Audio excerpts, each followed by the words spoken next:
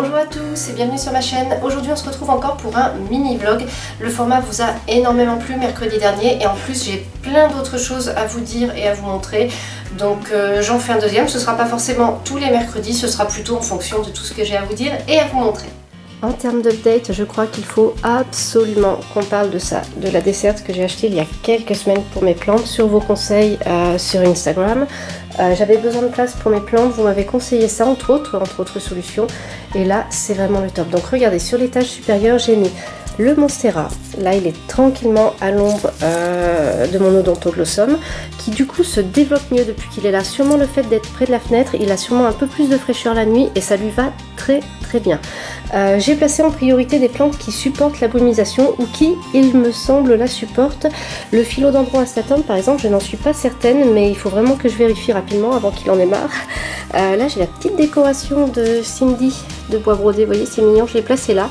Je la change de place, je fais des tests, etc. Là, alors ça c'est le cactus de Noël qui m'a été envoyé par Alexandre. J'en ai un autre, c'est celui qui m'a été envoyé par Loris, qui est bien installé. J'ai mes deux Dracena, celle-ci que j'ai rempotée et celle-ci qu'il faut que je rempote. Voilà, donc ça c'est pour cet étage. Donc j'arrive à faire cohabiter pas mal de monde. Et en dessous, eh bien, je mets mon pulvérisateur, comme ça m'aide à bien brumiser mes plantes quotidiennement. Il y a des plantes par ici, il y a des plantes par là, le brumisateur est au milieu, c'est parfait. Ma paire de gants Roustin tactiles qui me permettent de faire des stories tout en ayant les gants à la main, etc. Donc ils sont là, c'est ce qu'il y a de plus pratique. Là j'ai une misère, je vais vous la montrer par ici. Voilà, c'est comme ça que c'est plus joli à regarder. Donc là en fait, si on regarde la desserte, on a ici une petite cascade de feuilles qui, je l'espère, va augmenter avec le temps quand les mois vont passer. Donc là j'ai une misère. J'ai la petite misère que Mademoiselle Bloom m'a envoyée. Et là, c'est la misère envoyée par Loris. D'ailleurs, vous voyez, elle est en train de faire des petites pousses. Donc tout va bien. Elle est en train de... Là aussi, elle est en train de repartir. Voilà. Par ici, alors j'ai rentré le figuier de barbarie. Il a été sur le balcon pendant tout l'été. J'ai des petites orchidées. Là, j'ai... Du coup, j'ai la même chose que Mademoiselle Bloom. Puisque j'ai reçu aussi de la part de Julie un petit cactus que j'ai pu coller, pareil vous avez vu ça en story sur Instagram, et là j'ai une racine, ce n'est pas une tige florale malheureusement pour l'instant, c'est une racine, mais en tout cas l'orchidée ne va pas trop mal. Et là j'ai un petit miracle, j'ai une tige florale, ce qui est pas mal puisque j'avais plutôt négligé mes orchidées ces derniers mois. Après le déménagement j'ai eu un peu de mal à gérer la lumière, etc. J'ai eu d'autres plantes dont il fallait que je m'occupe, donc ce n'était pas forcément évident, mais là j'ai une petite tige florale qui arrive. Du coup je ne mets pas de tuteur, on va voir ce que ça donne quand elle est retombante. Voilà, et je vous montre mon zigzag. Regardez, je l'avais bouturé, donc bon, il commençait un petit peu à en avoir marre, enfin je trouvais qu'il se dépouillait un peu. Il est en train de me faire une pousse ici et une pousse là déjà, donc c'est génial. Puisqu'on parle de zigzag, regardez, celui-ci aussi est en train de me faire une pousse. Regardez. Il n'a pas bougé pendant super longtemps, et là en fait j'ai une pousse. Elle faisait un demi centimètre ou 3/4 de centimètre quand je l'ai repérée, et là maintenant elle est immense, donc c'est juste génial.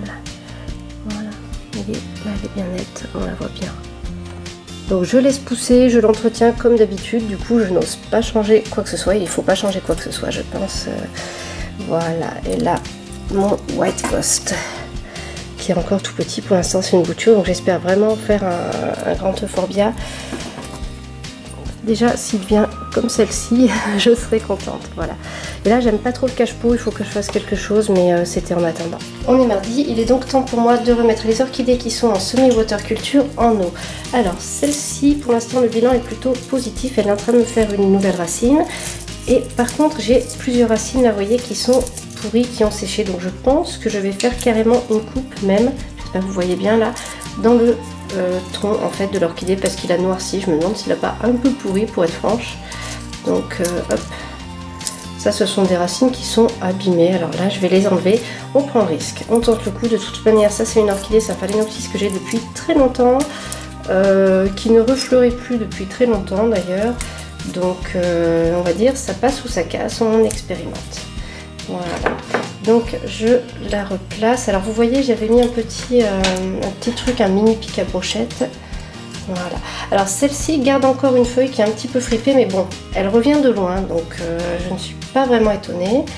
Et je vais verser de l'eau. Alors je mets, pour vous répondre à une question que j'ai vue en commentaire, je mets de l'eau de pluie quand je peux. Je monte un tout petit peu plus. Mais ça on en reparlera plus jusqu'où je monte quand je ferai la vidéo update. Je mets de l'eau de pluie quand j'en ai, et quand j'en ai pas, soit il y a l'eau Volvic je crois qui fait le job, et sinon de l'eau du robinet à température ambiante surtout. Si vous regardez celle-ci, c'est encore mon phalaenopsis préféré, mais il faudrait qu'il aille mieux. Vous remarquez que les feuilles vont beaucoup mieux. Là, celle-ci, elle a 2-3 petits problèmes, mais c'était déjà présent. Et par contre, elle s'est vraiment bien reprise. Donc pour l'instant, je ne vais pas lui couper de racines, même si elles ne sont pas très jolies. Je vais attendre qu'il en ait d'autres. Une de mes dernières lubies, c'est de tenter un bouturage de Calathea. Alors, normalement, ça ne se bouture pas, ça se multiplie par division. Mais là, j'ai une feuille qui s'est cassée, donc eh bien, je l'ai ramassée. Je l'ai coupée, alors au départ je l'ai laissée entière, mais de toute manière ça commençait à sécher au bout, donc je l'ai coupée, je crois que j'ai laissé un tiers environ, il me semble, ou la moitié, je sais plus, et je l'ai mise dans l'eau. Alors je n'ai pas beaucoup d'espoir, mais de toute manière elle était cassée, alors autant tenter le coup, et puis on va voir ce que ça donne. Pour l'instant, pas grand chose quoi. J'ai un gros achat à vous montrer, voici un Monstera variegata. Ça me démangeait depuis un sacré moment on va dire, mais voilà, c'était en attente, c'était pas ma target principale, mais puisque je n'arrive pas à trouver mes cibles principales, voilà, donc je l'ai reçu en fin de semaine dernière, donc là ça fait une dizaine de jours je crois que je l'ai maintenant. Magnifique, absolument magnifique. Regardez cette feuille là. Et là, oh, la demi-feuille, magnifique.